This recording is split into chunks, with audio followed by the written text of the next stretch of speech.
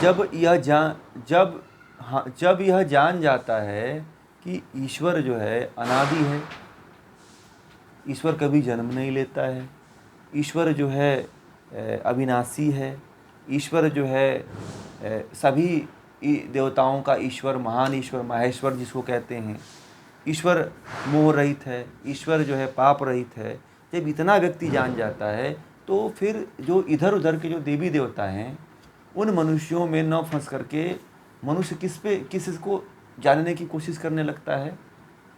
ब्रह्म को। जब ब्रह्म को जानने लगता है तो फिर वो उसको कष्ट कैसे होगा, उसको पीड़ा कैसे होगा, उसे दुख कैसे होगा? तो फिर तो वो मुक्त हो जाएगा ना, फिर वो, है कि नहीं?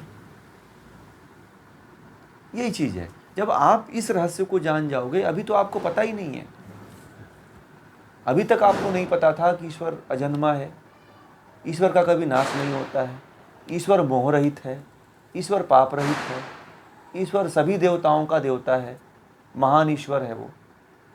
जब इतना आपको पता चल गया तो आप किसको पूजोगे? आपको ये पता चल गया कि हमें ब्रांडेड चीज़ लेनी है, आपको पता चल गया कि अमूल का हमें दूध पीना है। अब दिल्ली में जितनी भी कंपनियां दूध बेच रही हैं, आप किसी का दूध नहीं पियोगे, आप किसका खरीद के लाते हो? आप अमूल दूध खरीद के लेकर आते हैं ना, क्योंकि आप उसके गुण धर्म के बारे में पता है कि इसको सरकार बनाती है? तो और मेडिकेटेड होता है, तो सब पूरे भारत के लोग इसको पी रहे हैं, तो आप क्या खरीद के लाओगे? तब तो सस्ता वाला माल नहीं खरीदोगे ना आप, बताइए, है ना? तब तो आप ब्रांडेड चीज़ ही खरीद के लाएंगे। यही है ईश्वर को जानने का एक यही बड़ा है कि आपको ज्ञान हो जाए कि ईश्वर के क्या गुण कर्म स्वभाव हैं। इतना पता चल गया तो फिर आप मुक्त हो ही जाओगे, और फिर आपका लक्ष्य एक हो जाएगा ना, फिर अनेक नहीं होगा, फिर एक हो जाएगा।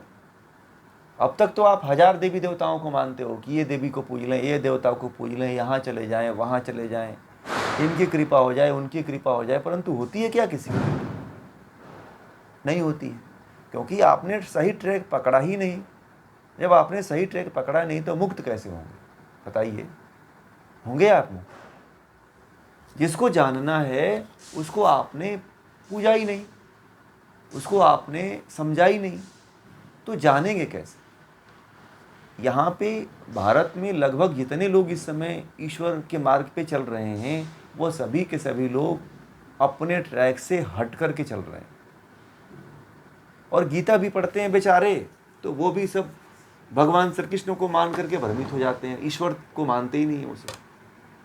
अब जो इस तरह से जो गीता पढ़ेगा वो ईश्वर को जान पाएगा ना, जो इस तरह से जो गीता नहीं पढ़ेगा वो ईश्वर को कैसे जानेगा, बताइए?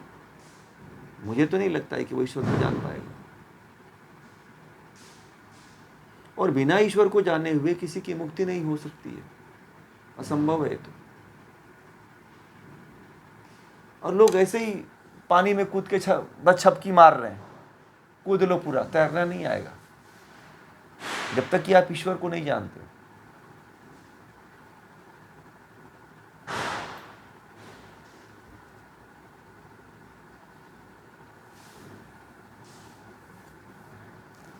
जिसको प्राप्त करना है उसके बारे में तो जानना चाहिए ना।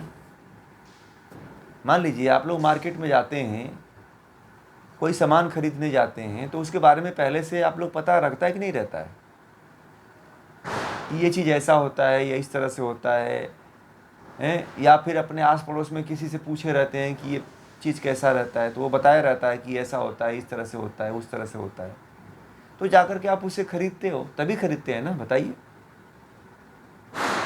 अब यहाँ पे जहाँ पे जिसके घर जाना है उसके बारे में आपको पता ही नहीं है, जीवन भर लगे रहते हैं इधर उधर कि चलो हम ये काम कर लेते हैं, फलाना काम कर लेते हैं, ये कर लेते हैं, तो ब्रह्म तक हम पहुँच जाएंगे, ईश्वर को प्राप्त कर लेंगे, हमारी मुक्ति हो जाएगी। परंतु कहाँ मुक्ति होने वाली? ऐसे तो नहीं मुक्त होगी भाई। मुक्ति इतनी सस्ती चीज़ थोड़ी है कि आपने सत्यनारायण की कथा कहलवा दिया और आपका कल्याण हो गया।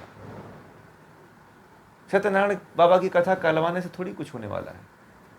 वो तो एक मन की जो वहाँ प्रसाद वरसाद मिल जाता है, पंचामृत पी लेते हैं, फिर भूल जाते हैं कि कथा हुई थी। 2-4 लोग खा पी लेते हैं, कल्याण हो जाता है, फिर यही होता है ना फिर। जी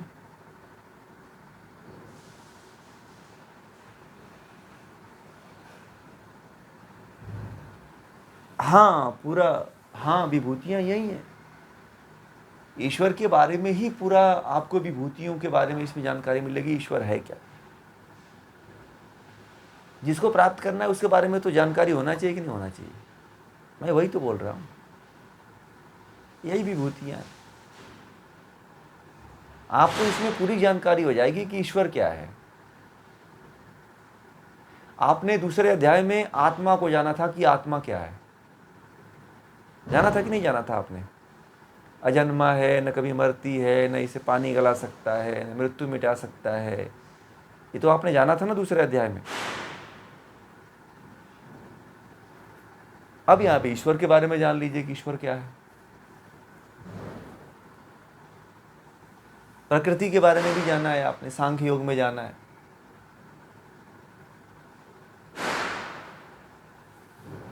तो जो त्रैतवाद को मैंने शुरुआती दौर में ही कहा था कि यदि गीता को समझना है तो त्रैतवाद आपको जानना पड़ेगा। त्रैतवाद जो नहीं मानता है वो गीता को कभी नहीं समझ पाएगा व्यक्ति, क्योंकि त्रैतवाद जो है गीता का आधार है, गीता उस पर खड़ी है। ईश्वर, जीवात्मा और प्रकृति, ये त्रैतवाद इसको कहते हैं। और जो इनको नहीं जानता है वो गीता को समझ ही नहीं पाएगा, कभी नहीं समझ पाएगा। बहुत से गीता लोगों ने लिखा है, पता है आपको, सब अपने अपने गुरु की व्याख्या करवाते हैं। सब जिनको जिनको संस्था से जुड़े हुए हैं गीता को उसी तरह से लिख दिए, उसी तरह से व्याख्या कर दिए। मुझे कुछ लोगों ने गीता भेंट किया है, मैं बताऊं आपको। कई आश्रमों के लोग ने, मेरे पास करीब 5-6 प्रकार की गीता है जो मैं कभी पढ़ता नहीं उसको। एक बार देख लेता हूं तो मुझे समझ में आ जाती है कि इसका पूरा निचोड़ क्या है बस, और 2-4 मिनट में मैं उसको एक बार देख लेता हूं सत्संग निगाह से। तो मुझे करीब 5-6 लोगों ने, जो 5-6 संस्थाएं, उनकी गीता मुझे मेरे पास है, वो लोग दिए हुए हैं, कभी मैं पढ़ा नहीं उसको।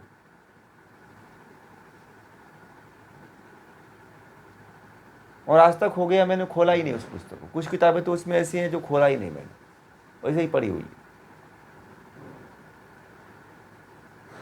तो उसमें मैंने जहां तक देखने की कोशिश किया कि उसमें अपनी महिमा मंडल करने के लिए लगे हुए हैं।